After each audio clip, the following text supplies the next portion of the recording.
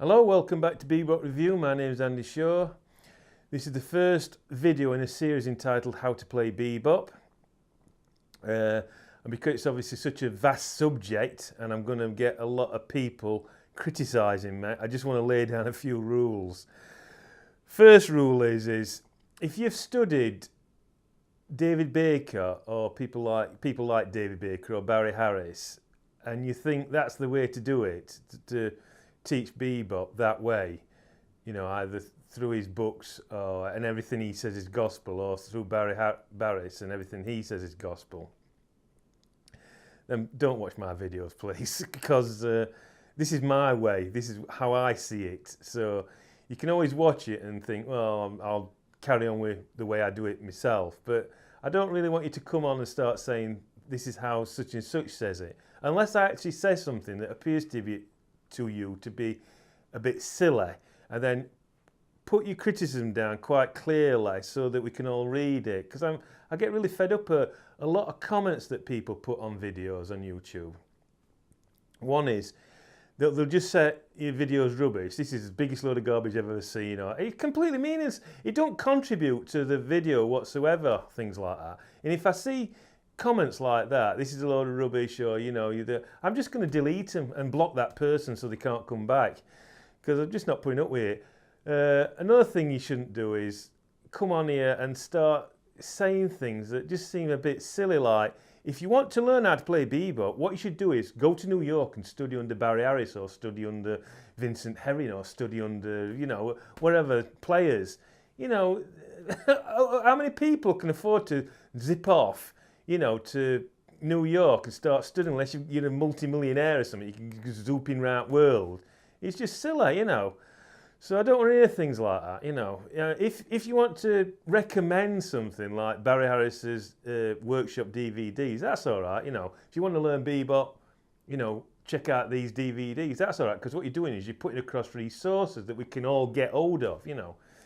So things like that are probably all right, you know. We need to really go into basic music theory, so we're going to go right to the beginning, which a lot of you are not going to like, but I really suggest that if you're really interested in bebop, and you want to follow this course, then I would suggest you start at the beginning and see how I'm laying this out, because as we go on further, you'll start understanding a bit more. But if you kind of start halfway through, you'll be wondering why I'm saying, or you might be finding it difficult to understand things. If I said to you, this is a 2-2-1 pattern, this is a 1-3-1, this is a 1-2-2, you know, you might think, what's he on about, you know. But if you come from the beginning and follow me as we go through, you'll start understanding what I'm talking about, because a lot of bebop is based on patterns and things, and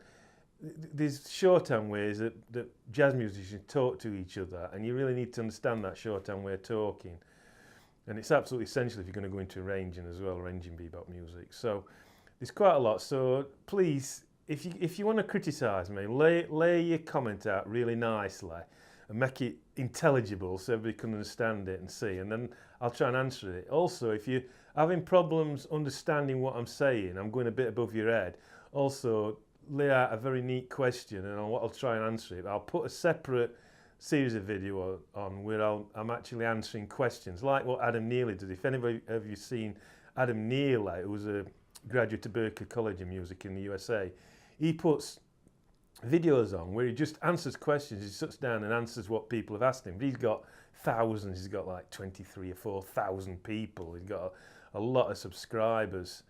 So he kind of like tries to get together a lot of people who've answered the same question, but I'll try and answer it if I've got time.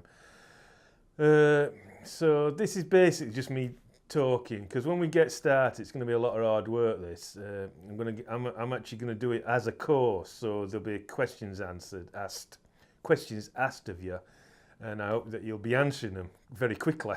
I'm telling you that you've got to get them quickly. So let me think, is there anything else I should say?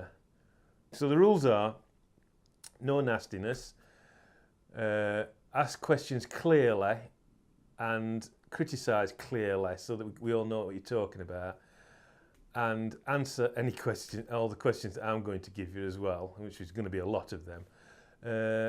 Don't take everything that I say as gospel. Don't, just because I say it, and I've studied bebop for quite a bit, don't mean to say that I know everything, because I don't.